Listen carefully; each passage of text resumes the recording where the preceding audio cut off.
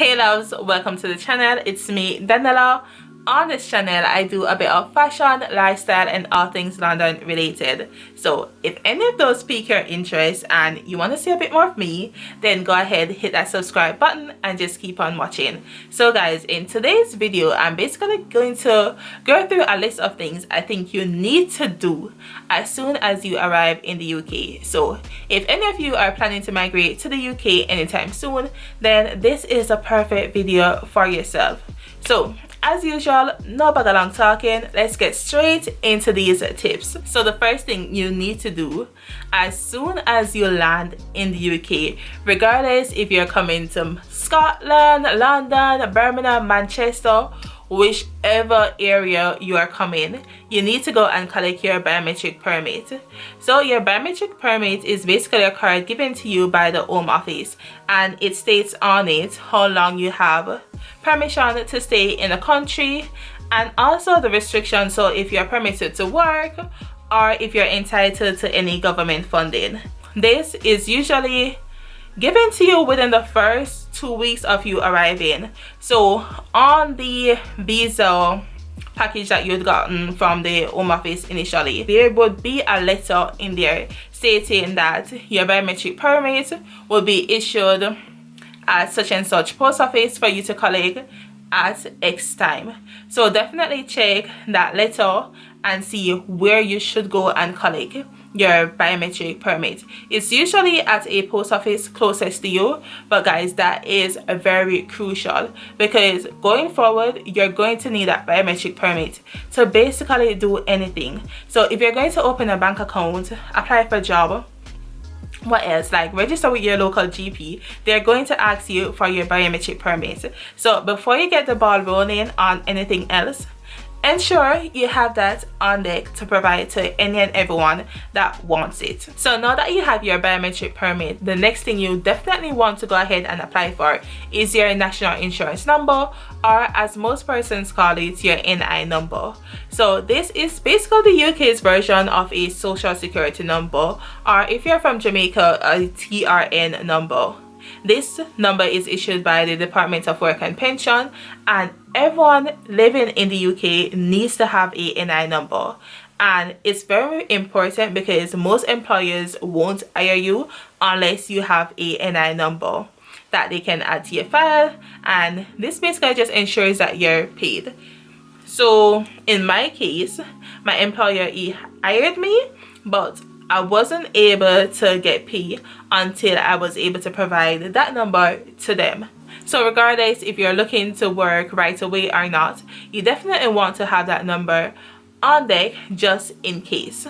So to apply for the NI number is very much easier than before, because now you can just simply go online, apply for it, as opposed to previous years you would have to go to the job center or call them up, go through one old shagan to get it. So yeah, to get your NI number now, you just need to have your passport and your biometric number to issue to them.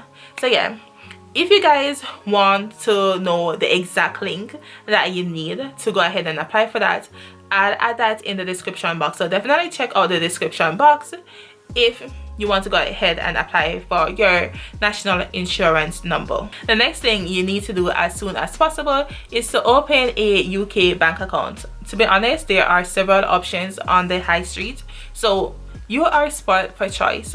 Just bear in mind that a few of them might require you to book appointment in advance to open up the account. So just double check if you have a particular bank that you want to be a member of. But most bank accounts here, they do require you to provide at least 2 forms of ID. And to be honest, to be on the safer side, this is coming from someone that worked in the bank before. So just take my silly advice. They most times tell you 2 forms of ID, but in reality, if you are an immigrant and there's no credit history, there's nothing of you in the system might require them to ask you for 3 forms of ID, because in most cases you provide the 2 forms of ID, they'll go ahead, do an experience check. The experience check will come back like who is this person? We don't know who this person is. And for fraud and security reasons, they might go ahead and ask you for an additional form of ID. So in most cases, you do need at least 1 name ID and 2 address ID. So to make your life easier, just walk with 3. Even if they say 2, just walk with 3. So yeah, for name ID, you can go ahead and use your biometric permit or your passport. And if you guys want an additional form of name or address ID, I would suggest, like, eventually later on, like when you get a bit more settled, you can go ahead and apply for your provisional or your driver's license, just to have a bit more options. So yeah, and then when it comes to address ID, you can use your NI number. So bear in mind, you went and you applied for the NI number, so hopefully by now you would have received that letter. The letter that you receive from the Department of Work and Pension stating your NI number, that can be used as proof of address. A lot of persons don't know this, but yes, any official letter from the Department of Work and Pension can be used as both name ID and address ID. So yeah, little pointer for you guys if you weren't aware. And also for proof of address, you can just ask someone, if you're living with your spouse or a family member, if they can add you onto the utility bill. So light bill, water bill. Must point out as well that you aren't able to use a phone bill, a mobile phone contract bill, as a proof of address. They won't accept that. So you can only provide a landline utility bill as a proof of address. So yeah, use your NI number or ask someone to add you on to their utility bill, so you can use that as proof of address. To be honest, most banks are very understanding and accommodating of immigrant situation, and they try to be flexible and provide as much options for you to verify yourself and stuff like that. So I wouldn't stress myself too much, but if you can provide 3 forms of ID, then go ahead and do it. So I do realize, like, a lot of persons tend to neglect this tip, but I would highly suggest that you go ahead and register with your GP. So just Google or ask family members or neighbor what GP they would suggest you registering to in your area. I think it's very important for everyone to go ahead and register with their GP, because to be honest, like, it's life. You never know when you might fall sick and you need medical assistance. So go ahead, register with your GP. Most of them do require you to provide proof of address, basically to prove that you are residing in that borough or in that area. Proof of address, passport, and biometric permit. So once you've got all of those already, you got your biometric permit and stuff like that, just go ahead, register with your GP, because to be honest, you already paid how much $1,000 to pay the health service charge fee. So like, why not maximize it? Why not make use of it? It's just like a sense of comfort, I think, to know that yeah, you have the access to the facility if you need it, because you don't want to end up in a situation where you fall ill and you can't call the doctor. You have to like go A&E there waiting how many hours because what, you chose not to register to a GP. Don't do that to yourself. In regards to the next tip, I think like most persons, this is probably at the top of their list, like, and that is getting a UK SIM card. So when it comes to a SIM card, there are several options. Again, in the UK there are 3 main providers, and to be honest, regardless of which company, because you have smaller companies like GiftGaff, I can't remember them from the top of my head right now, but there are so many other smaller companies.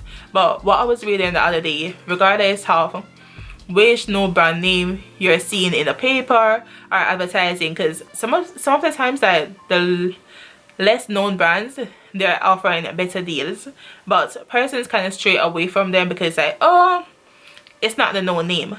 But what the article was basically saying is that each of these companies, each of the smaller companies, they are basically a subsidiary of the bigger brand. because in the UK there's only 3 main providers of mobile services, so everyone has to be under that person. So you're still getting the same signal, same quality service, it's just like a subsidiary.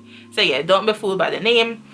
In the UK, a lot of the supermarkets like Tesco, Sainsbury's and Morrison's, you can get pay-as-you-go SIM cards. So I think that's a better option for yourself until you get a bit more stable and you're able to like get a phone contract. So for myself, when I just came here, what I did was to get a SIM card from one of the corner shops, and then I'll just go ahead and top it up just like you do in Jamaica. So it's basically the same thing. You get yourself a SIM card and top it up as you go. But as things progressed and I got a job and I was finding my balance, I just went ahead and got a 2 years SIM only contract with one of the major providers. So thing to note as well, if you're thinking like, oh, I don't want to get the SIM card only and then later on I have to go and change my number when I want to get an actual contract. In the UK, no matter who you're with, you can always transfer your number from X company to Y company, from B to Y. Like, you can carry the same telephone number with you regardless of who the provider was. So don't worry yourself about that. And lastly, guys, I think everyone needs to like take those first few weeks of being here to adjust your CV, because whatever CV you had from before, like especially if you're coming from a third world country, like developing country, if you're coming from a developing country, because I know for myself, when I was coming from Jamaica, I was thinking like, yeah, the same CV I was using back in Jamaica to apply for jobs here, that would be sufficient, like job, right?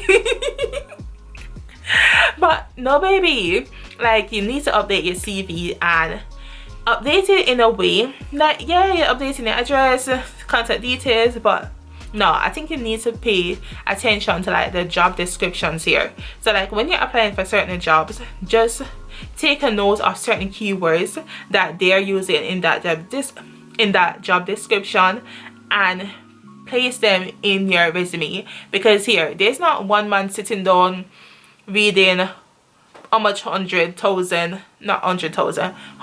CV that they get on a daily basis. I know there's an actual database that would go and pick and sort CVs based on the information that you have on yours and what's matching on their job description. So if you want to increase your chance of being in front of an hiring manager, actually getting your foot in, you need to update your CV. And unfortunately, I had to learn that the hard way, because when I just came here, I was applying for jobs and jobs, and I was getting discouraged because I was getting no response, nothing. Like most of the times they won't even tell you that no, you weren't successful. So I had to literally sit there and study the system, like researching, and the moment I start like tweaking my CV, like make it quite tailored to like each job I was applying for, that's when I actually started seeing results and actually started like getting calls and stuff like that. So I'm like, okay, this is what's working. So for every job I'm applying for now, I'm tweaking my CV so it kind of picks up key things from the job description. So please bear that in mind, because you don't want to waste a year or two here like doing a job because you couldn't really get the one you wanted. So guys, when it comes to job hunting as well, I just want to point out 2 things that I think you need to be aware of in advance. So the first thing is you have to properly prepare for your interviews. Here, like, go ahead and research the STAR technique, because that's how interviewers like for like the interviews to go and like the response they're expecting. So they can't ask you a question like, oh, tell me a time you like display tell me a time when you showed excellent managerial skill, and you just come and like, oh yeah, I did such and such and this was the result. Like, no, they want like a full breakdown, the situation, task, what you achieved and what was the result. So go ahead, take this time when you're just in the UK to prepare for each interviews, because like when they do come, you don't want it to be a waste of time and you didn't maximize on that opportunity. Next thing is, you might be thinking like, oh, I'm not able to get the accountant job as yet. I probably want to go back to school, further develop myself, like get qualified. I don't know what your situation might be like, if you're coming as a student or not, but if you're thinking like, oh, I'm just going to go for a customer based job, and that should be easy one too, like I'm already overqualified for that position anyway, so like easy job for me get.